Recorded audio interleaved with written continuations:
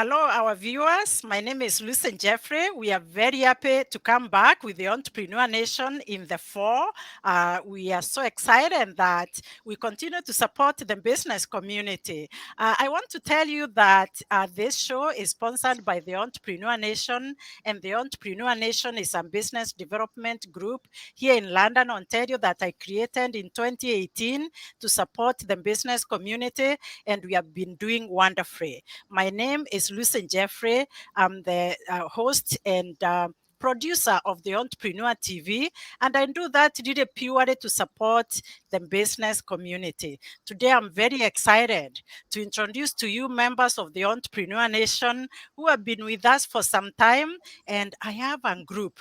It's my first time to have a big group that is going to fit in the entire screen. Let's welcome them. Hello, wonderful people. How are you? Hey, Lucy, great. Doing Welcome. awesome. Our viewers, we have Terry, Justine, and Samantha. We are going to ask them to say hello to you now and to introduce themselves. So, my guest today, we are going to focus on three areas: your company. You tell us a little bit more about your business and what you do there. You talk to us about entrepreneurship.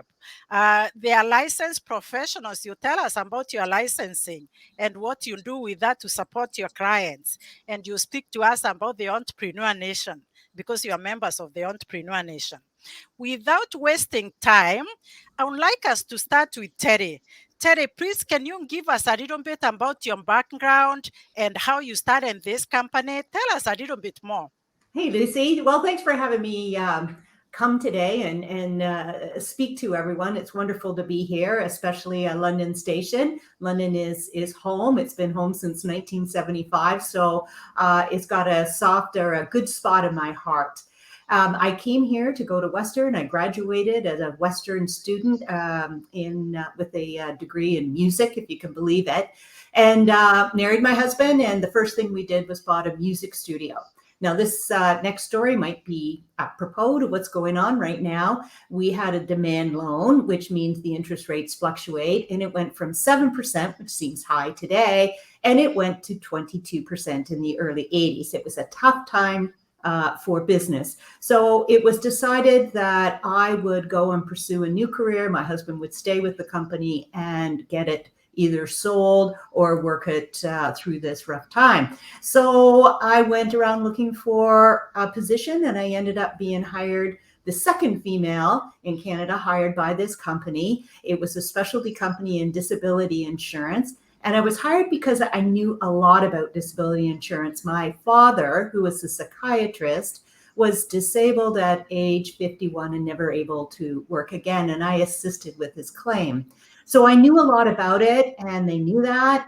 And I was hired, and I never looked back. I totally loved the industry. I understood the need for disability insurance, other insurance products, and financial services in general. And from that, I started Zavitz Insurance and Wealth. Wonderful. What a wonderful story. Very touching. Thank you so much.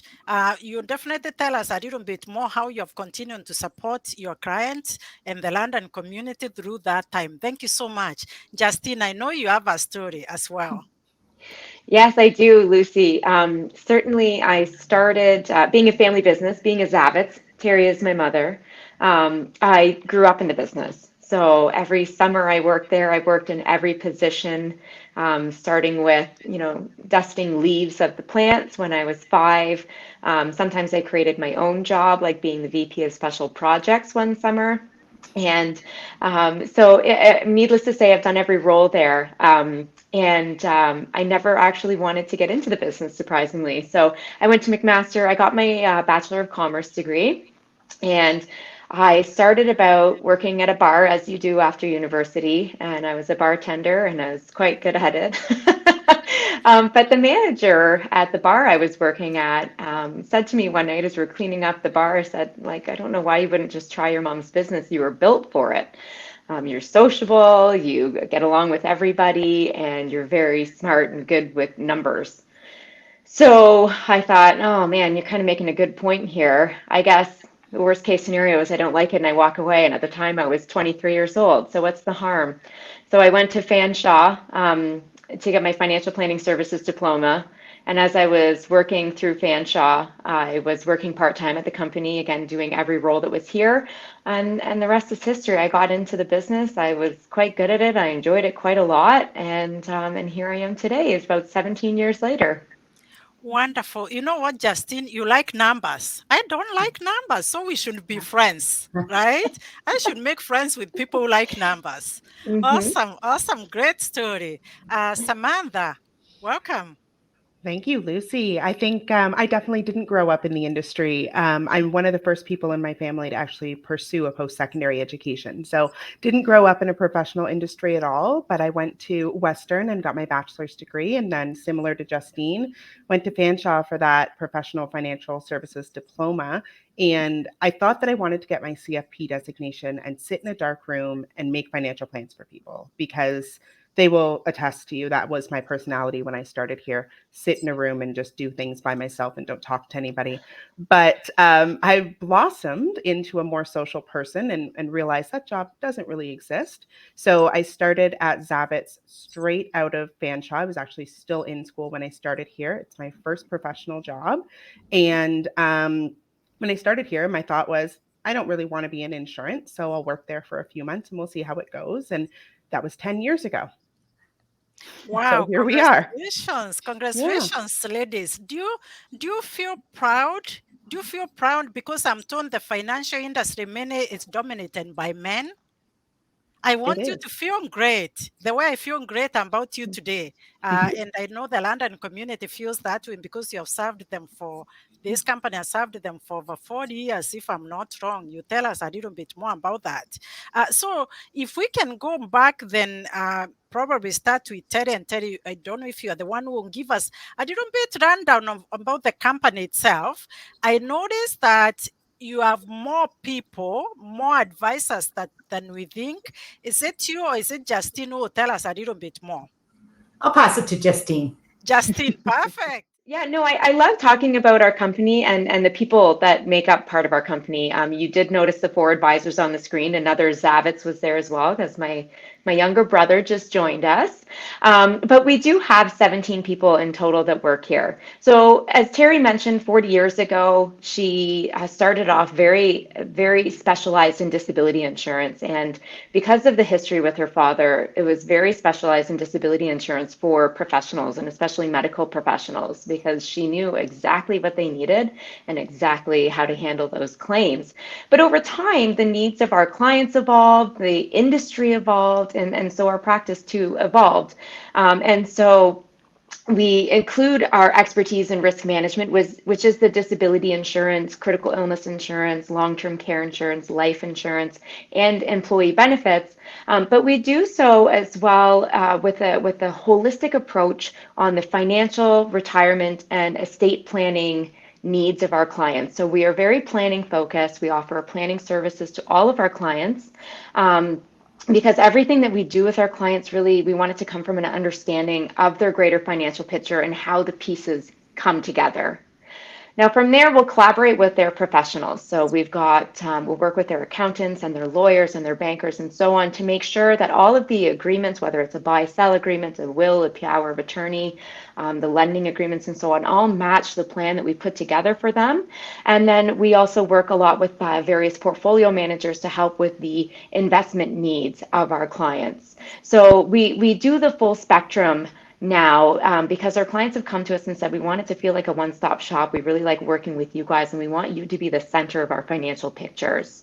So we give them that one-stop shop experience while giving them the comfort and the confidence that each piece is being handled by an expert and a specialist in their specific field, and it's not someone trying to be the jack of all trades.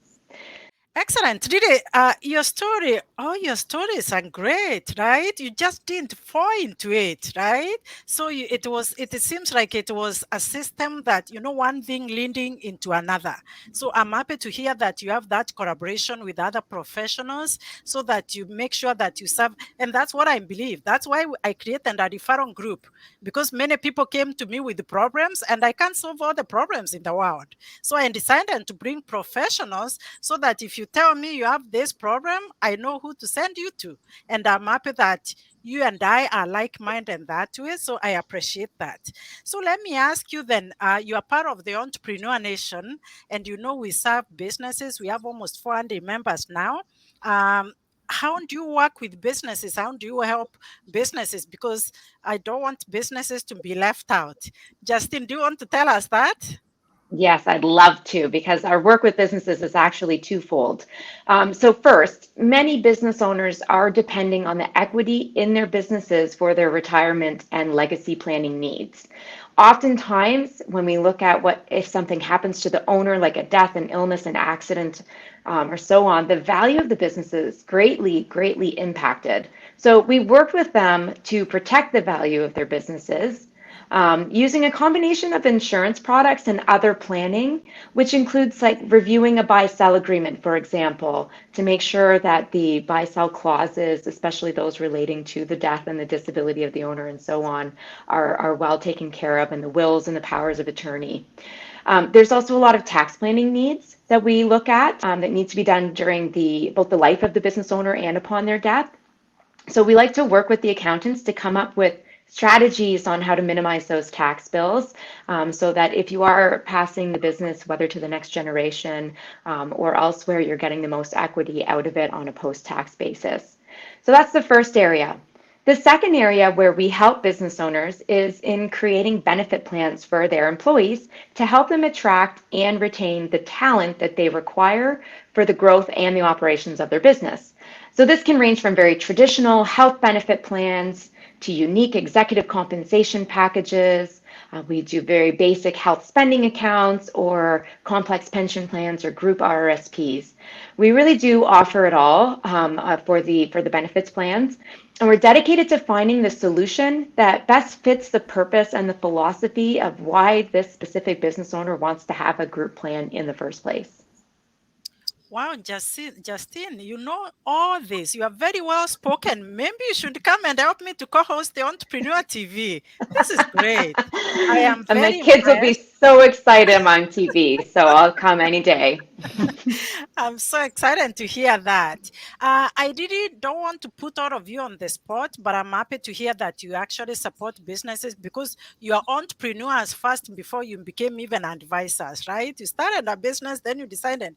So I don't want to put you on the spot, but I'll tell you this, and then if you want to answer it towards the end or later, you can tell me. I always think about the people who are new to Canada, immigrants like me. I'm no longer an immigrant, I'm a citizen now, but I know we come here with a lot of money. Nobody comes here with no money, right? Because how do you get approved to come if you have no money? So, but how do they find you? How can you help them? I remember I came with a lot of money, even converting my Kenya shillings into Canadian dollars. I spent and wasted a lot of money, and I wish I had an advisor from the get-go. So I think that's an area you might think about. We didn't know life insurance, we didn't know group benefits. Let's find our way to attract people who are new to Canada coming with a lot of money and help them as well. So think Wow. about that. Thank you, Lucy. Yeah, it's food for thought because I wasted a Thank lot of you. money myself. Yeah. What a great idea. And we have to embrace our immigrants coming in. They do become Canadian citizens and worth, great people within the community building businesses. And we were all immigrants at one point in time. Yes, for Very sure. few of us aren't. So great thoughts. Yes, let's find a way of catching up with them when they arrive at the airport, and let's help them. I also want them to get people they can trust, right? People we trust to help them, because I don't want them to be led towards the wrong direction. So thank you so much. Think about that and team up with me, and I definitely can connect you with people. So while you are there, then Terry, let me ask you, how big should a group be to get access to the group benefits that you offer? Well, Lucy, as low as one. We assist clients that are sole shareholder employees to groups that top 1,000 lives. We have a large professional clientele, as Justine talked about, professionals such as physicians, dentists, lawyers, veterinarians, optometrists, as well as a lot of business owners who are sole shareholders, employees who need coverage for health and dental benefits. And years ago, we started a big division in healthcare spending accounts, and we have just hundreds and hundreds, maybe thousands on the books. Because they need help just as much as the very large groups that we service. I mean, our large groups top 1,000 lives, and they need appropriate health and dental benefits too. They're a lot easier to get than what we can get for the sole shareholder, but we have put together a number of programs to assist them.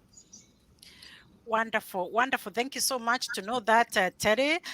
So then I think I wanted to go back to Terry, if I'm not wrong, if you want to answer this question. So I know you focus on disability insurance, and I did appreciate you again for that. Like, you are helping people who didn't need help. I thank you. And I believe that you're not just doing this for money. You are doing this to help people. That's what I can tell. So you focus on disability insurance as well.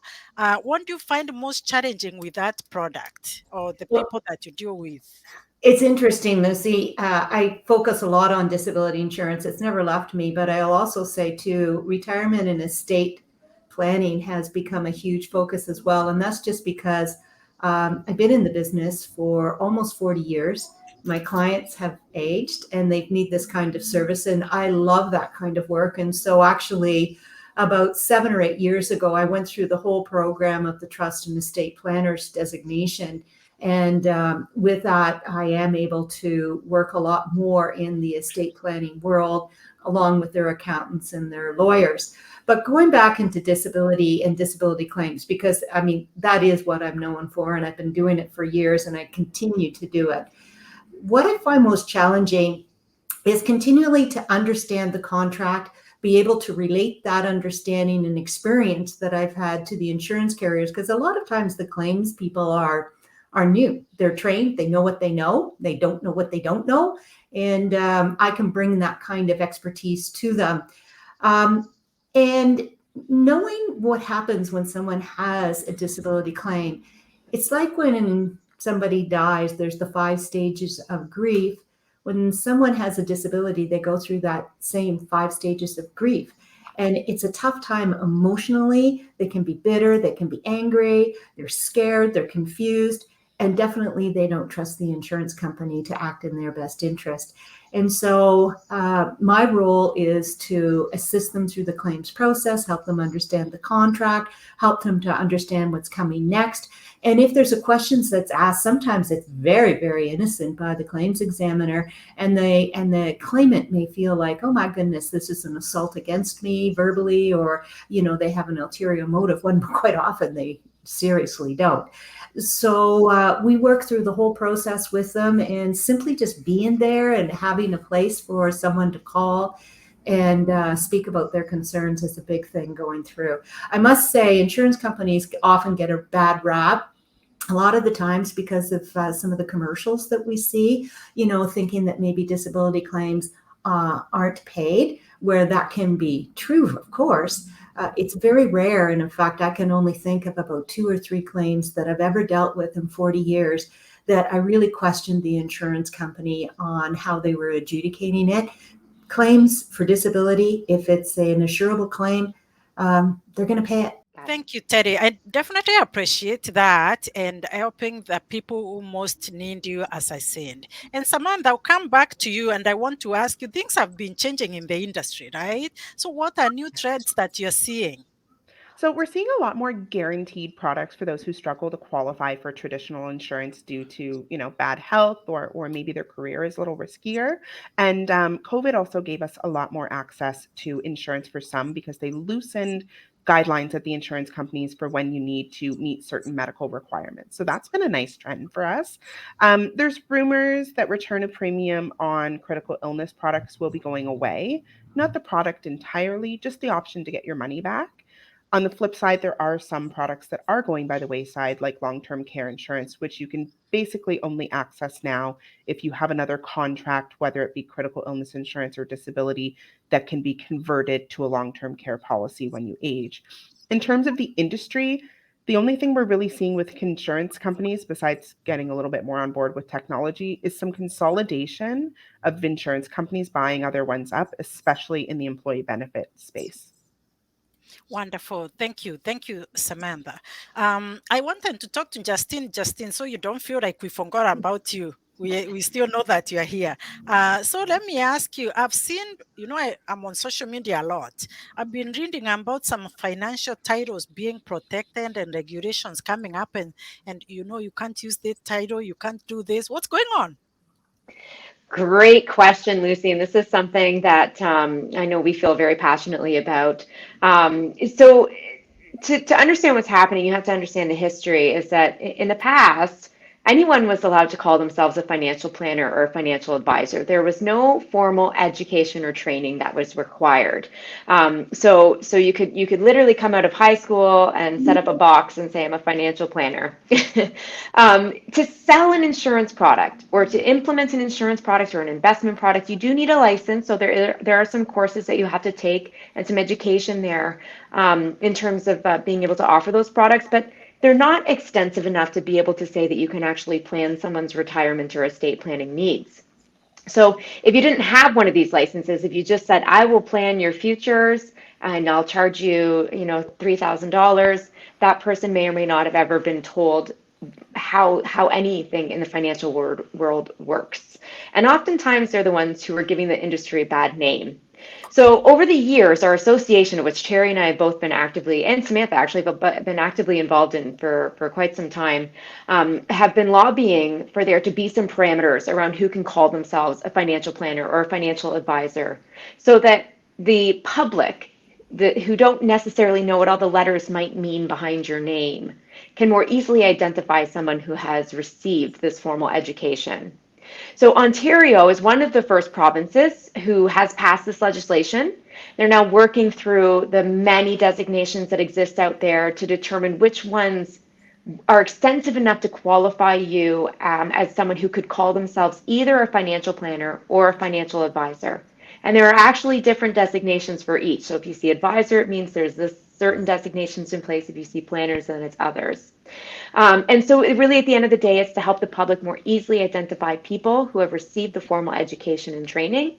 And those same people who have received that education and training typically have to be a part of the association or the organization that was offering that designation in the first place. And those organizations will require you to follow a code of conduct and have some sort of disciplinary action if you were to step outside the lines on what you're allowed to be doing and so on. That really makes sense to me because we know the difference. We have the accountants and we have bookkeepers, right? We have lawyers, we have paralegals. It's only in the financial services where we didn't know who is who, right? We don't That's know. exactly it. I find some people call themselves consultants. I don't know. Some people, I don't know, really. And we are giving you money to save the money for us. So I think it's great that where it's dealing with money, we want to have a bit of, that distinction so we know who we are dealing with. So Justine, then let me ask you, the government has been putting so many measures in place, including increasing interest rates, right? We know all that, right? So we can't leave that question, Justine, especially when you told me you understand numbers. So what I want to ask you is the measures that the government has been putting in place, do you think that is going to end the inflation? What's going on there? What a loaded gun you've handed me. No. I don't envy the position of Tip Macklem, that's for sure. And I'm not going to pretend to be an expert here on this matter, but I do read a lot about it. And I actually listened to a few really good podcasts about it recently. And my understanding and what most of them emphasize is that the interest rates and increasing interest rates is really the only tool in the government's tool belt to help control inflation. So the rest of what's happening with inflation, from my understanding and what I've been reading, has to do a lot with there being a lot of pent-up savings over the course of the pandemic. So consumers are not quite as price conscious as they once were. Because of this, companies are not feeling the pressure to change the prices of their products. The consumers are buying it no matter what. And until those savings that those consumers have pent up in their coffers are dried up, we might not see too much price pressure for companies. On top of that, there's supply chain issues. We know there's zero COVID initiatives in China, there's the war in Ukraine, and so on. These are external factors that really no one can control. Wonderful. Thank you so much for doing that. So we are coming to an end of this show now, and we can't exhaust everything when we are even the four of us on the screen. So what that means is that we'll come back another time. But before we leave today, I want to really ask Terry and Samantha to speak to us a little bit about you being members of the Entrepreneur Nation. We appreciate you. Terry, I know you didn't need us. I can tell you that, but we needed you.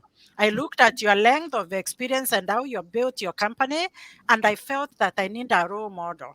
And I really wanted to reach out to you, and I kept my fingers crossed and praying for you to say yes, that you wanted to join the Entrepreneur Nation, the CEO's Club, and you did that. You have really participated and contributed. I thank you so much. How has your experience been, and how do you see it going forward? Well, Lucy, I thank you because I have learned so much with being part of the CEO Club. It's the opportunity to hear the stories of other CEOs, what they've gone through, what they came through as solutions, and we speak very frankly. I've learned so much from them and from you because you're your own entrepreneur as well.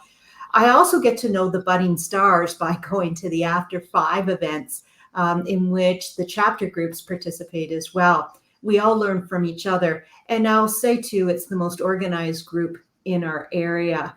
So thank you, Lucy, for reaching out to me. And now to Sam. Awesome, awesome. Over to you, Sam. You're part of the London Queen's Avenue that meets very early in the morning. How do you even manage to wake up so early and go and consistently go to this meeting? How has it been going for you? It's been going really well. Somehow I managed to wake up early and get to those meetings. It's a great community. It's always a diverse group of members, which I really appreciate in networking. I've never been a fan of networking where you just mingle, take a business card, go home, and let's be honest, rarely do you ever talk to the people again. I prefer meeting style networking, and the Entrepreneur Nation does bring that to the table in a very organized, concise way. And I find it easier to be consistent and make valuable connections through doing that. Wonderful, wonderful. Thank you so much. We definitely appreciate you. You have finished 1 year with the Entrepreneur Yeah. Nation, and time passes very fast. In fact, Samantha, you're in your second year. Tara has finished 1 year where she chairs that membership with Justine. We are hoping that you keep going because we need you here. Thank you so much. So we are bringing this to an end, and I thank you for your time. If something changes in the industry, you know my email, you know how to get hold of me. You can message me on LinkedIn. I'll be happy to have you back. Thank you, Thank you Lucy. so much, Lucy.